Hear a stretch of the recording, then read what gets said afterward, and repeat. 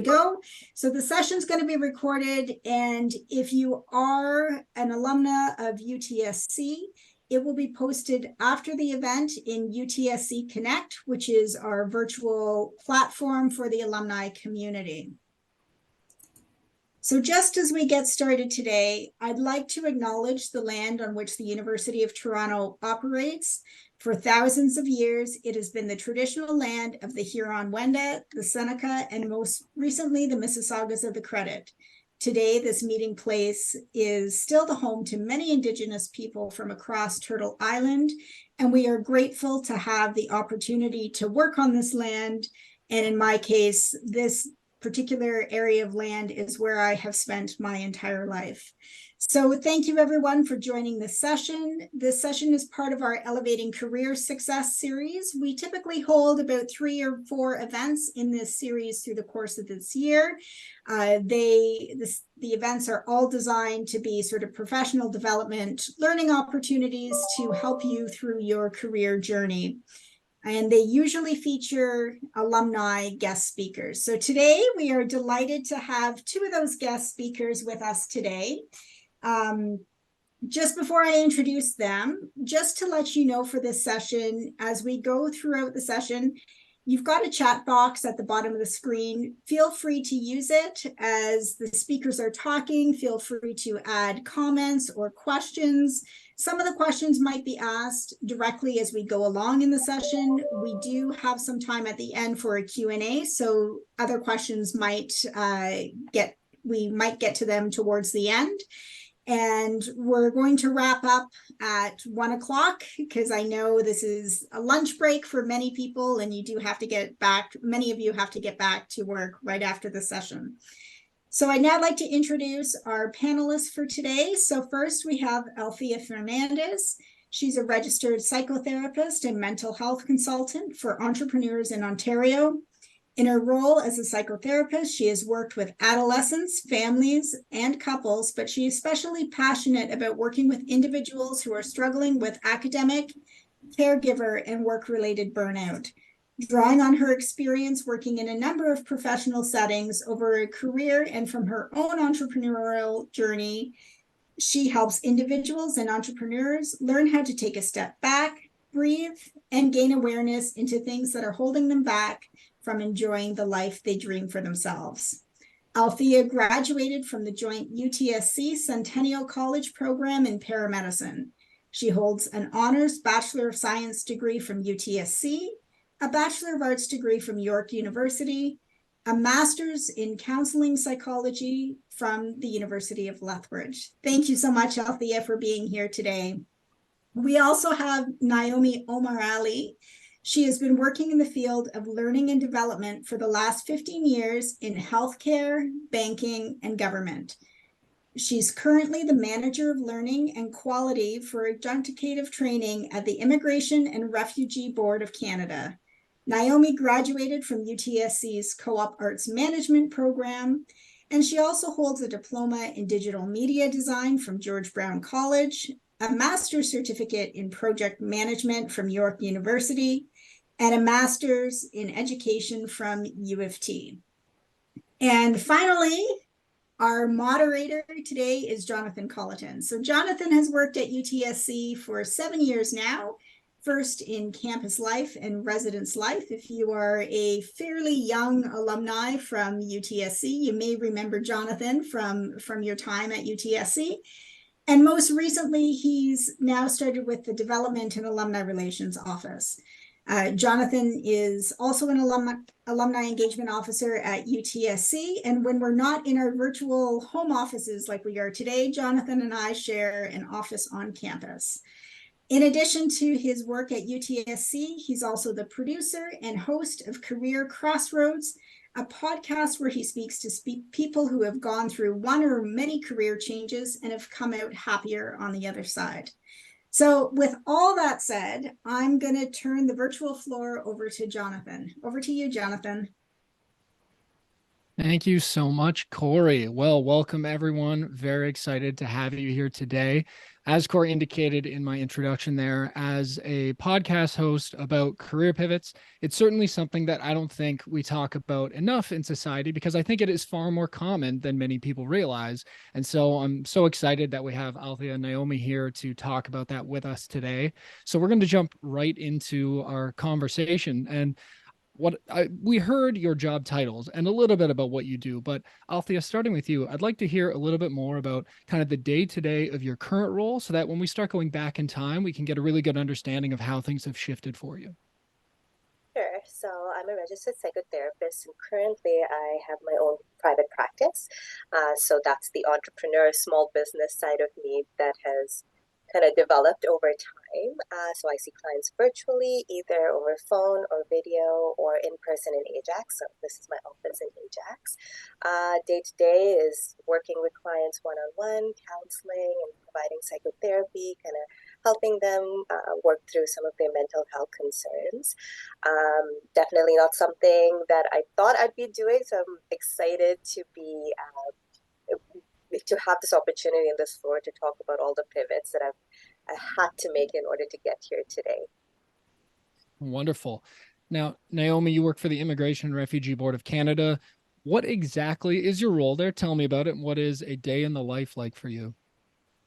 Sounds good. So, the Immigration and Refugee Board is part of the Government of Canada, and I myself got here by a number of pivots because I never imagined working for being a federal public servant. My day to day is really focused on adjudicative training, and adjudicators are the people who preside over immigration and refugee cases. And my role as manager there is I lead a team of people who promote the best practices in adult education. So, design training, consult with facilitators providing adjudicative training to make sure it's the best learning experience possible. And we also, on the other side of it, do the qualitative stuff like evaluating the training. Is that training really successful? Are the learners learning what they need to do? Is it impacting their job? And so for me, that's my day to day in the learning world here at the government. Great. Now, I want to go back in time a little bit, and I actually want to ask about the first job that you realistically thought you might do in your career. You know, when we're kids, we all have these aspirations of, I'm going to be an astronaut or an athlete, and many times those things come true. But sometime when you become a teenager, you're in high school, you start to think about what you might actually want to do next. Naomi, again, starting with you here, what was the first thing that you thought you wanted to do, and how did that lead to you ending up at UTSC? Absolutely. So when I was a kid, I always admired my elementary school teachers. And whenever somebody said, "What do you want to be when you grow up?" I'd always say, "I want to be a teacher." Um, as I got a little bit older, I realized that I wasn't really um, that wasn't for me anymore. I was not into being teaching younger children and things like that. I didn't find that interesting. But I did enjoy some of my extracurriculars, like being in theater in high school. And I also was involved in helping my dad run his small business. And so led me to UTSC and applying for the arts management program because it was a good balance between exploring the arts and also having a business aspect to that. And those two elements together, for me at the time, seemed like a really good move. Now, to further that, why UTSC? What was the thing that drove you to our campus specifically? For UTSC, it's because it offered a co op in that particular program. And when actually Corey and I were back in that program together, it was called Arts Administration. And there weren't many programs like this because I did explore other universities and I really found that UTSC offered a co op, which allowed me to be able to explore some practical experience in that area and also join two of my interests together. Right. Althea, what about you? Teenage you? What was the hope? What was the dream? How did that lead you to UTSC? Uh, I very similarly wanted to be a teacher as a young child. I used to have my chalkboards and draw all of that, but in high school realized I don't think I have the patience to be be teaching little ones. In high school, I wanted to go to medical school, so that was the dream. And so when I was looking to apply to universities, looking at all the life science programs and all of that, U of T or UTSC was one of my top choices because it was small. It was I like relationships, so that way it was a good fit. And I live in the area, so it was a perfect. It was in my backyard essentially, so why would I need to go really far? But in terms of the program, my high school guidance counselors actually recommended it to me. They knew I wanted to go to medical school, so they actually came up to me and they're like, "We just heard of this new program, this joint program. It's the first of its kind. We think you'd be an amazing fit to apply for it because it'll help you with medical school." And I was like, actually, yeah, this actually sounds like a great opportunity. So I applied and got in, and yeah, it was an amazing program. So that really, if it wasn't for my guidance counselors, I don't think I would have even considered the joint program at UTSC. Great.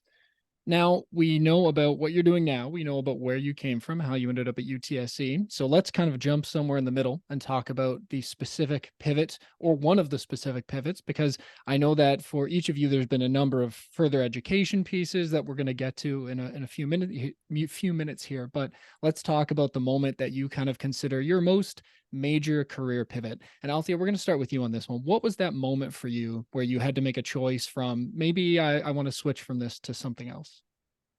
Sure. The biggest ones actually came from closed doors for me. Those were how my pivots kind of happened. So as I mentioned, I wanted to go to medical school. So after I graduated from the paramedicine program, that's what I did. I applied to medical school. I interviewed, got waitlisted, got rejected, and repeated that for 7 years. So definitely very, very perseverant in wanting to achieve that dream. But with every rejection, I put in air quotes because right now I don't even see them as rejections. I see them as, again, allowing me navigating the path towards where I wanted to get. Each of those closed doors really helped me get to the career that I am right now.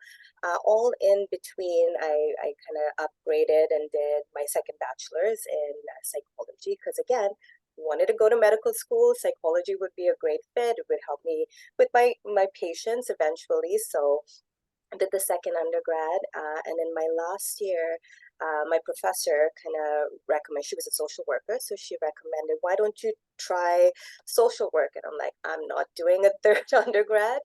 But maybe she saw, well, I think now looking back, she definitely saw something in me that maybe I was so closed off.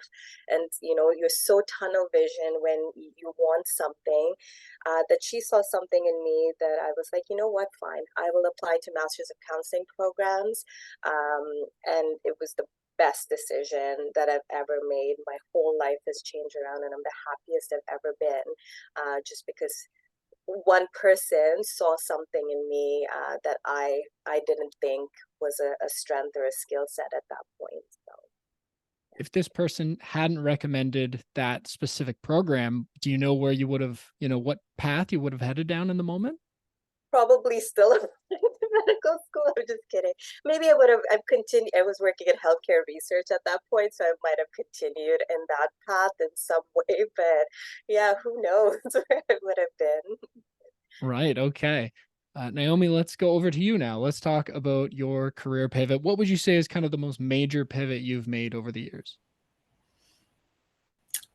So I never really ended up working in arts management, which was what my degree is in. And primarily because after my co-ops, I took a look out in the field, and at the time, I wasn't seeing something that was a match for me in the job front. So I ended up with a job in healthcare, in the business side and business management. And I figured, well, I studied nonprofit business. Perhaps I could apply that in a different industry. So working in healthcare, I worked on the business management side, like I said, and it kind of, some of those projects I worked on were in e-learning, and it kind of tickled a little bug in terms of at the time, e-learning was something upcoming and new. Nobody was doing learning online. It was just evolving. And I became really interested in that aspect in the workplace. So I kind of said, well, what skills do I need for that? And I went back to school. I took on a project management aspect of e-learning projects. And as I was doing that, I was getting really into how are they actually creating the learning? What's behind the design? What would make it better? That sort of thing. And speaking to one of my managers at the time who had just finished his PhD in education from OISE, he said, why don't you try the master's education at OISE for adult education? Because that was where a light bulb went off for me. And I was like, I think that could be it. And then after I did that, like Althea talked about, it was kind of a game changer. I realized that I actually was really invested in this. I could see where I could find some potential in terms of career growth. And it really took off for me and allowed me to, move from different industries, such as healthcare. I went to provincial government in Alberta, and then financial services and banking, and now I'm in federal service. So that small, career pivot there sort of launched me into a new direction, which I find a lot of satisfaction right now. Wonderful. Now, we've got to talk about education because it's come up in both of the answers you just gave. And I know that education is a large part of both of your career trajectories. Now, I certainly am guilty of, or was guilty of, coming out of my undergrad thinking, this is the end. I'm done school. I don't need to go back to school at any point in time. But the more people I talk to, the more I find out that that is often not the path that many people take, whether it's because they need to sharpen their skills when they're switching from one field to another, whether they need to get an entirely sort of new education. Althea, you mentioned an entire second undergrad that you did there.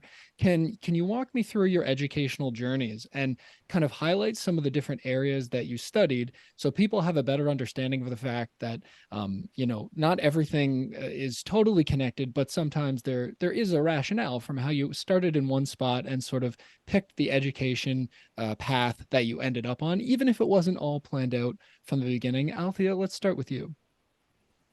Sure. So with the paramedicine program, what I really appreciated about it, and again, I wouldn't have known about it, was I got a chance to actually study in the college system. So very hands-on, very application-based, plus I got the theoretical knowledge from the university. So I really love that. And then through all of that, I mean, with the paramedicine program, a lot of it is learning how to respond in crisis, all of those core skills that I now use in my practice. And then I realized that I really love psychology and mental health while I was doing my first undergrad in the paramedicine program. And so then when I wanted to choose my second undergrad, I knew I already loved it and I wanted more information. So then again, it was an intentional move to study psychology, again, because human behavior is really important in whatever profession I would go down the road doing. And then, of course, the last one was I think it was the easiest step forward because it was just an offshoot of psychology and just learning how to do that. But again, it was things that I learned in every educational program that helped me make an informed decision as to where I would go next. So it wasn't just a haphazard kind of decision. It was like, what did I really enjoy? What were my strengths? What were the things I really wanted to learn more about? And then that just guided and shaped where I went next. Great. Naomi, what about you? What's your journey been like through education? So after doing my undergrad at UTSC, I was really one of those people who were like, okay, I'm done studying. I don't want to go back to school. Just Kindred get me spirits. Yeah. And then I did have a first job, and it was very entry level. I remember working downtown Toronto, and I was doing very administrative tasks, and I thought, I don't know. I'm not really satisfied. I don't think I'm going to really make some progress in this arena. So I took a look at what are some potential skills for me that I could develop. And I found a program at George Brown College called Digital Media Design. And I thought, okay, this is a bit of my creative side. Let me get into this. And as I was doing that, and we learned things like JavaScript and very technical stuff. There was a project management piece of that. And that's the piece that I kind of gravitated towards, was these kind of digital projects. And when I got my next job in the healthcare industry and it kind of moved into e-learning, there was that sort of fit for me in terms of project management. And it started to grow. And I said, hey, I need to dig a little bit deeper here. I'd like to become a project management professional. And I went and I was like, how do I get my designation? And did some research and spoke to my manager at the company, and they were supportive of helping me do the master's certificate at Schulich in project management. And that really opened up a bigger world of projects. And I tended to focus more on e-learning, like I was talking about before. And as I was working on these e-learning projects, the education piece crept in, as I mentioned, and then that foray into my master's degree at U of T downtown at OISE, and that's where kind of really connected full circle all of the different programs and educational experiences I had together, kind of circled back together. And I was like, aha, okay, now I'm definitely in the direction where I want to be headed. Yeah, but it took a little while to get there, over many, many years. So it often does. And I imagine, and tell me if I'm wrong here, that when you were going through all of these things, they were sort of, one link led to another, and they were somewhat independent. And it's only now, upon reflecting, that you see that all of it was connected in that way. Is that right? Absolutely. Yeah. Great. I just want to flag that I do see some questions in the chat, which is great. I'm just going to save all those up, and we'll go over them at the end. So please feel free to continue adding any questions. I'll also have the opportunity, if you'd like to answer your question over voice chat, to just raise your hand later on, and we'll do that as well. Althea, I've got a question specifically for you now. So because you did a second undergraduate degree, I imagine that when you look at sort of the curve, that many different, milestones were happening in your life might have been a little bit different. And so did you ever feel like you were looking around and you could see what other people in your life were doing, and that because you were spending so much extra time doing that education to kind of get trained in a different way, did you ever feel like you were behind in any way? For sure. And I think sometimes I still think that, even though really, as Naomi also was saying, it's all about finding that passion and satisfaction in where you are. But definitely when I look back at some of my peers who followed the air quote traditional route of just finishing their undergrad, going straight into a master's or completing their PhD, they are ahead in their careers in that sense. So it definitely was a constant kind of, and it still is sometimes, this constant mindset kind of battle, I would say, to just remind myself that every person's journey is unique, and it's not really about the end destination. It really is about the process. I know it sounds very typical, and maybe very, very typical of a therapist to say that, but it really is, because with every step that I took, I learned something about myself that I don't think I would have learned had I not gotten that opportunity. I learned how to deal with failure. I learned how to deal with rejection. I learned how to deal with, feeling behind and looking at everybody as to where they are, all of the progress they've made in establishing their career. You learn that only by going through it, one step at a time.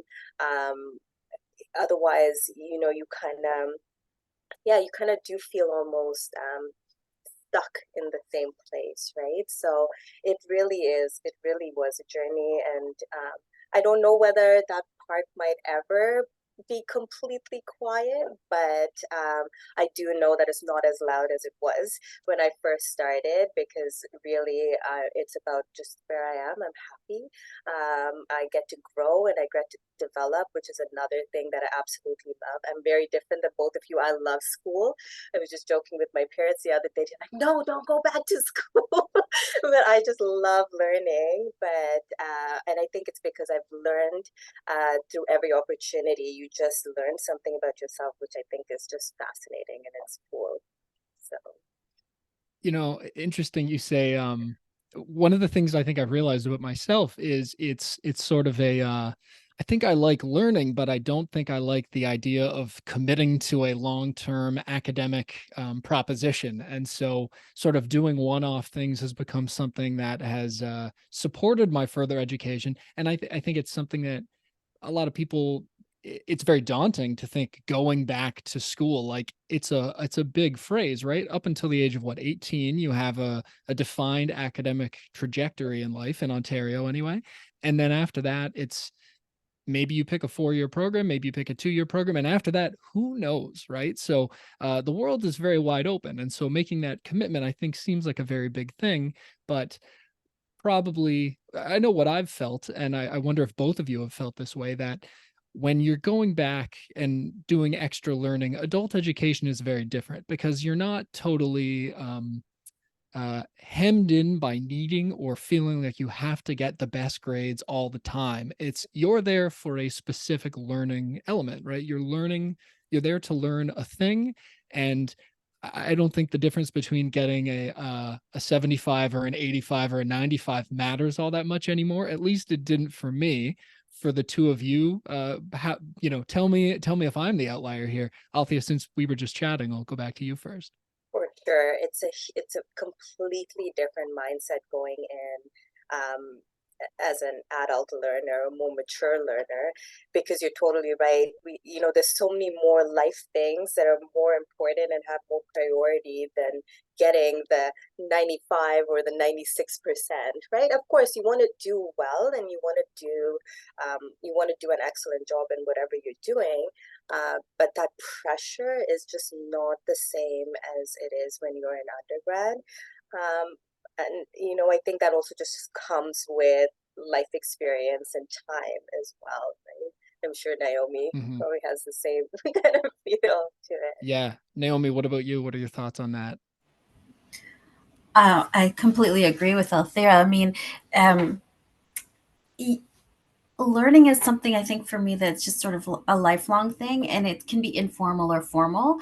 There's a lot of courses where I just kind of like picked up along the way, and it wasn't part of a degree. It was just like a just in time kind of situation where I needed to learn a particular skill.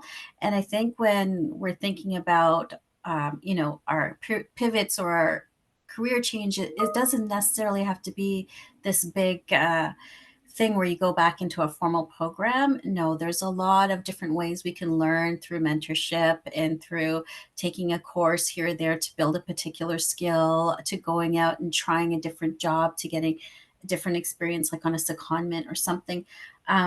So I feel like adult learning happens in different ways, and it can be formal or informal.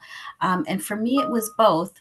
Had a lot of both types of learning, and that's still ongoing. Like, I do feel like when we say lifelong, for me, it does mean lifelong, because I don't think we can ever go through our careers and just be in one spot. Like, you could be in the same job, but you're always going to learn a new skill or a new way of doing something, or you're going to have to adjust to something else that happens in the workplace or whatever it is.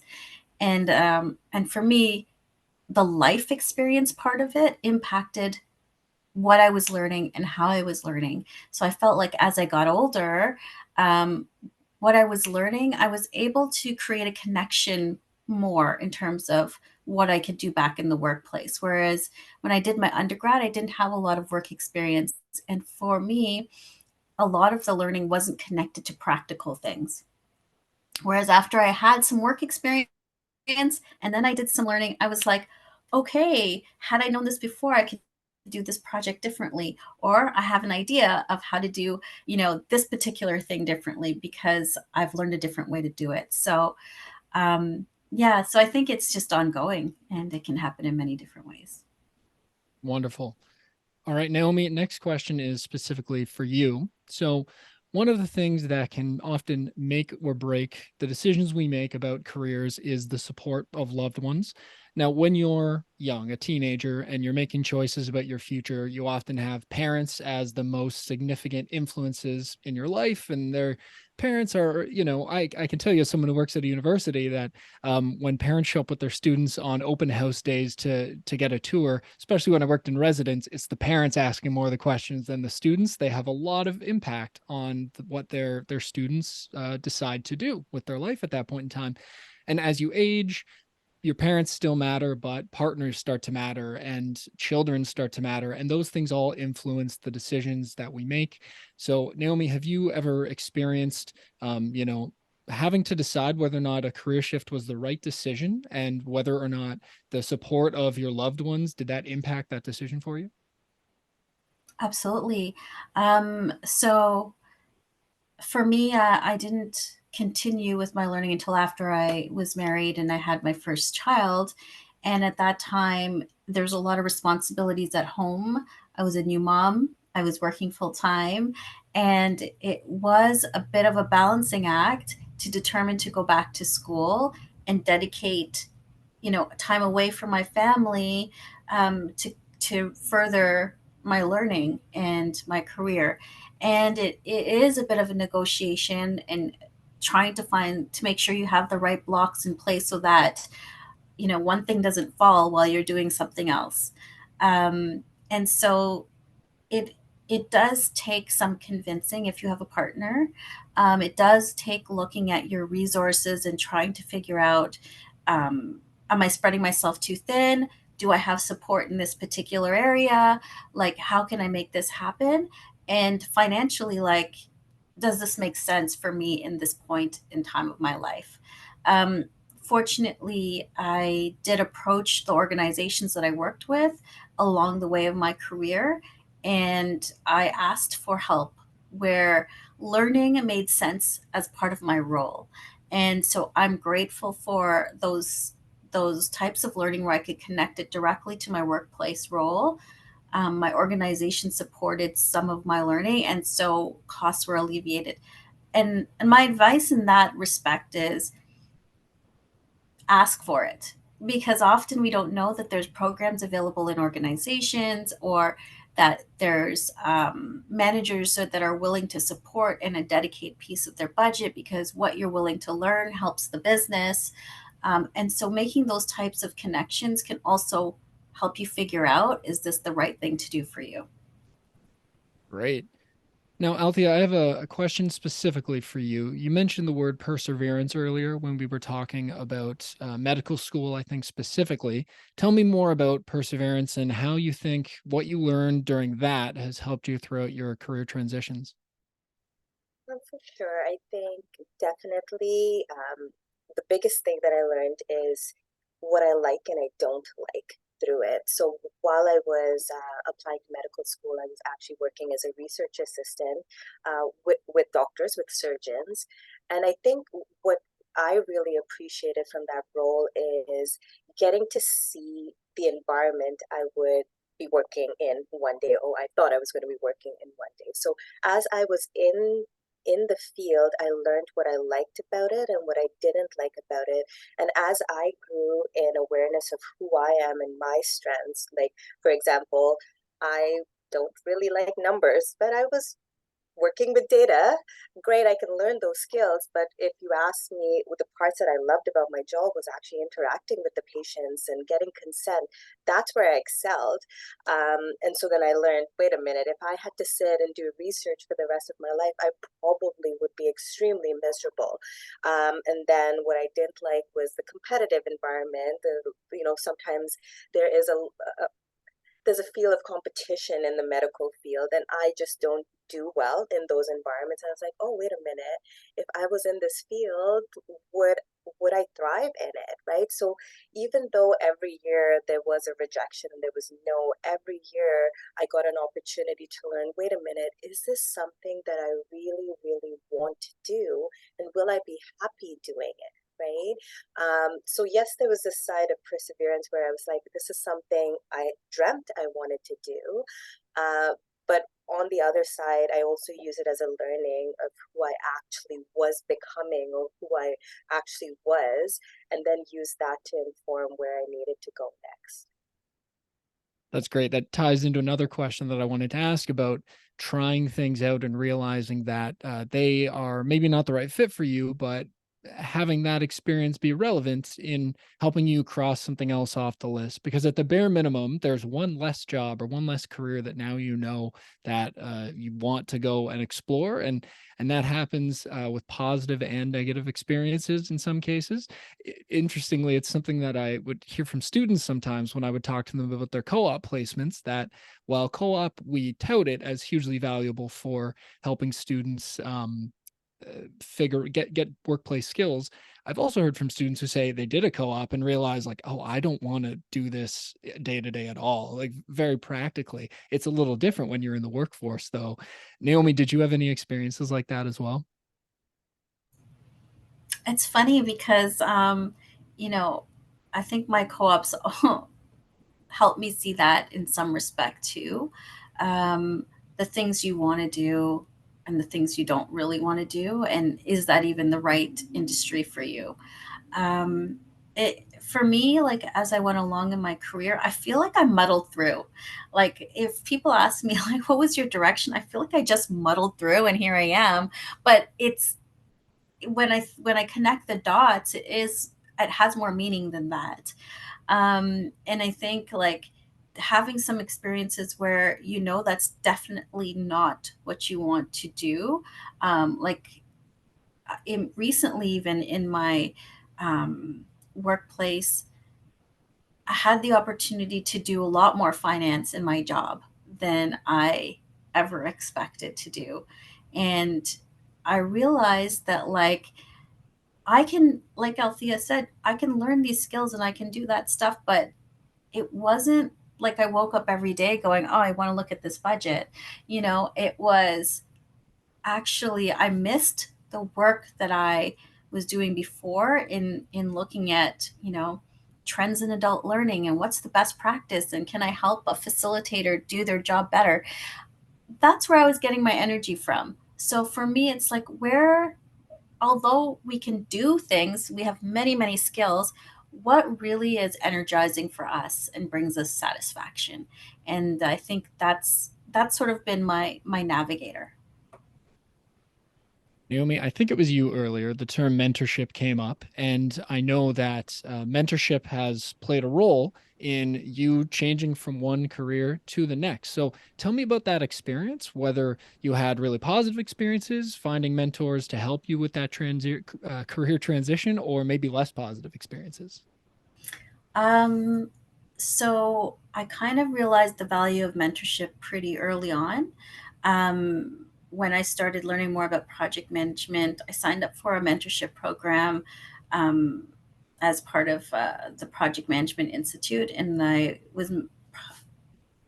mentorship helped me realize that I don't want to get into the technical aspects of project management because a lot of the questions I was going to my mentor about were things that I needed help with, but then also through our conversations and learning what more I had to do, I realized I don't think I really want to keep going down this really technical path of project management. And it was more that through those conversations, I started realizing I'm enjoying the other side of my projects, which is being the subject matter expert on learning design. So that's one mentorship where it helped with kind of discussing a bit of a pivot. And then more recently, and I think you can have mentors like all throughout your career. So I've been working for a few decades. And more recently, I asked for a mentor, a senior leader in my organization to help me again look ahead at my career and help me figure out like what's next or what more can I do at this point. And I think to keep in mind that we can have mentors in different areas, even in our personal lives. And that there are always opportunities to find someone who can share their experiences, and through those sharing and conversations, help you navigate your way. Wonderful. Althea, I see you nodding along. Did you have any experience with mentorship as well? Not so much direct mentorship, but for me, it was the people in my life. As I was saying earlier, like for so long, I had this like, I guess blinders on, right? Because I thought I knew exactly what I wanted to do. But don't discount the people in your life, because sometimes they actually see the things that are, let's call it your limitations, and two, they also see your strengths, right? So if you're kind of feeling stuck or not sure what you want to do, talk to the people in your life that know you, because they might actually give you more insight than you might actually think they can, right? And they might be the ones that could inform you, like, Althea, yes, you really are great at listening to people. You always have this comforting presence, like, or whatever it is. Or it's like, Althea, don't work in numbers, right? Like, if you talk to people, like, they will say, like, but you don't know that until you actually, as Naomi said earlier, if you don't ask people, you don't ask those questions, you're not going to get those answers. And it can come from anybody in your life. Yes, it can come from people that are specific in your actual career field, but it can come from anywhere. So like for me, I'm a Christian, so for me it even came from people within my church community as well, because I was involved, and they were able to give me insight as well. So don't discount the people in your life, because they can definitely play somewhat of that advisor role in your life to help inform your pivot, right, or direction. Well, thank you for that. All right, I've got two more questions, and then we're going to get to our Q&A section. So first is, because we're getting towards the end here, if you had kind of one piece of advice that you would want to impart upon people who are thinking about maybe they need to make a change and they're unsure how to do it, what would that advice be? Whether that's something we didn't get to talk about yet, or just reinforcing something that we did get to speak on. Althea, let's go back to you. Oh no, I was hoping to go with Naomi We first. can start with Naomi first. Naomi, You have you're up. something Sure. So one piece of advice is really to take a pause, right? Maybe that's a day, maybe that's an hour, maybe it's a couple weeks, but like reflect on the things that you've done and where you are in that moment, and what do you like and what do you not like, what makes you comfortable, what makes you energized, what makes you feel that you're gaining satisfaction, or that you're making you're making a difference somehow, and whatever that means to you, because that means something different to everybody else. But just having that time to reflect a bit can really kind of help you find your vision, or find a way um, to make a change. And change is not easy, and for some people they're risk takers, and some people are not risk takers, and some of us, many, are in between there. And I think being able to kind of take a step out of your comfort zone and try something new is really important. And that could be within your own work context. If you're in a job and you're unhappy, then maybe there's a group you can join, or a special project you can join, or um, so another avenue that can help you explore different skills by not leaving your job. I mean, not all of us have the luxury to just say, this job is not for me, I'm going to quit, right? A lot of us have bills and we have to pay for where we live and all of that stuff. So, where can you still find a new fork or a new avenue to explore within your own context is a good way to start as well. Because that helped me, because I kind of volunteered myself to do other projects at work, or join a health and safety committee or the social committee. I sort of pushed myself out when I was feeling like I was stuck in something. And that can allow you to make more connections with other people, try out new skills, that sort of thing. And then maybe you find a little bit of direction somewhere else and you're like, I'm going to run with this. And it could be applying for a new job in that organization, or applying to a new job somewhere else, or starting your own business. Wonderful. Althea, have you had enough time to think through some advice? No, I definitely agree with what Naomi said. And I would add, is just take a step. Because I don't know about you, like, sometimes we get stuck in our thoughts and or the famous, analysis paralysis, where we're overthinking everything. But really, just take the next step, and that next step will lead you to the next one, right? And again, as Naomi said, it is very courageous, and it can be very scary.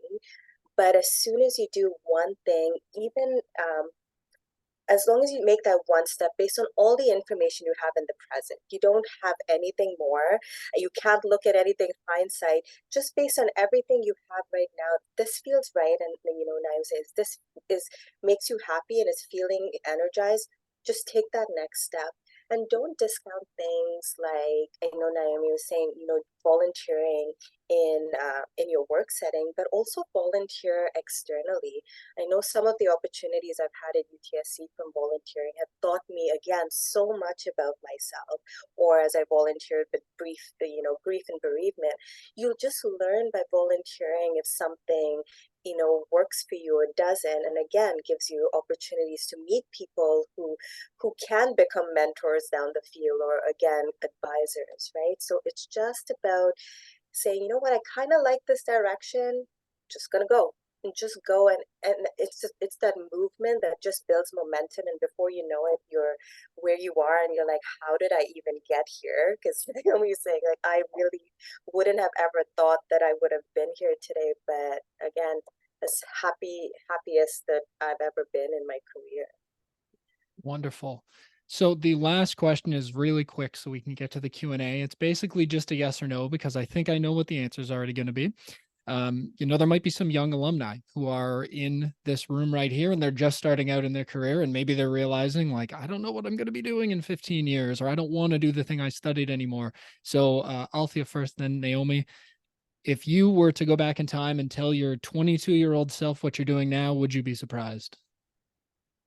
100%. 100%. 100%. Just Great. because, again, I thought I was going to be a doctor, and that was it. I had never even considered the field of psychotherapy. So Perfect. 100%. All right, Naomi, what about you? Yes, because it sort of became a circle. I wanted to become an elementary school teacher, and then I realized that wasn't for me. But then now I'm studying a different education in a different way and pursuing that, and now I'm teaching adults. So I wouldn't have thought that I would be here, for sure. Great. All right, so we're going to get to our Q&A portion right now. I have a few people that have just messaged me privately with some questions. And so for anybody else, now would be the time if you want to type your questions into the chat or raise your hand, and I'll try and get to everybody here. To start off with the first question, and I'll put this out there to the two of you. The question from Robin in the chat is, how do you career pivot when making minimum wage and can't afford training? I'll let either of you kind of take a stab at this one. And I have some thoughts on this myself, but we'll start with the two of you. So for me, sustaining yourself is always first, right? Because if you're not in a good position in terms of feeling stable with your housing and feeling settled, it's going to be really hard to navigate your career. And I think a good thing to do is, like Althea mentioned, is look where you can gain some skills that aren't going to cost you anything. And that could be through volunteer. And I did, when I was in my 20s and 30s, really look for those volunteer experiences that would help me grow skills, and it doesn't cost you anything. And those are things you can add to your resume. Those are things you talk about when you go into your next job interview. And there's even a lot of leadership opportunities in volunteering where you can start building skills and it's not going to cost you a thing. Yeah, great. Althea, any thoughts? And you know what? Like when I did my second undergrad and even in my master's, you know, you can see if you can get a decreased workload if that's something that because that would allow you to work. Like I worked two jobs while I was doing my master's and my second my second degree, but I was blessed to have a job or a career that allowed me to work part-time as well. So see if there's opportunities that way too, where you could talk to the school and do one or two courses.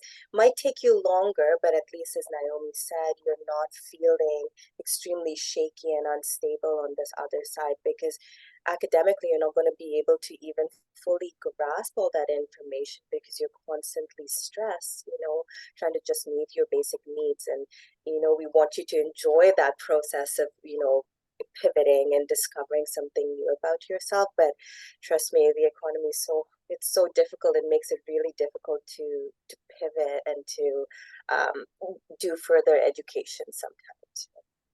Yeah. And if I can add something to that, if, when finances are really a barrier, there are a lot of online resources that are free that sure, they don't come with any sort of certificate at the end, but that doesn't mean they're not valuable. I know this sounds a little self-serving, but I can tell you that the whole reason that I'm here and able to moderate this panel discussion is because 3 years ago, I decided to watch some YouTube videos about how to start a podcast. And then in January, that led to a discussion where I interviewed the director of this office. And now I work here and I'm hosting this. And that I have no degree in podcasting. I just picked it up and learned how to do it by, utilizing free online tools. And I can see directly how that's impacted my career path. So there, between YouTube, LinkedIn Learning, there is a paid feature there, but for not a lot of money, you can pick up some really good skills that are still very valuable. I think when employers are looking at the skills that you have, it doesn't have to just be a graduate degree of some kind. It can be do you have proof that you can do something? Well, that's really all that matters at the end of the day, right? And so often the proof is a degree. Often the proof is, here's my showcase, you want to be a photographer? Here is my portfolio of photographs. And I didn't pay anyone to learn how to do that, maybe. So that is something I can add to that. We've got a story in the chat here from Alan about how he had a specialist degree in chemistry and was working in pharmaceutical analytical chemistry and is now in event management. So there's some people in our session here who are doing the pivots as well. Naomi, I've got a question specifically for you.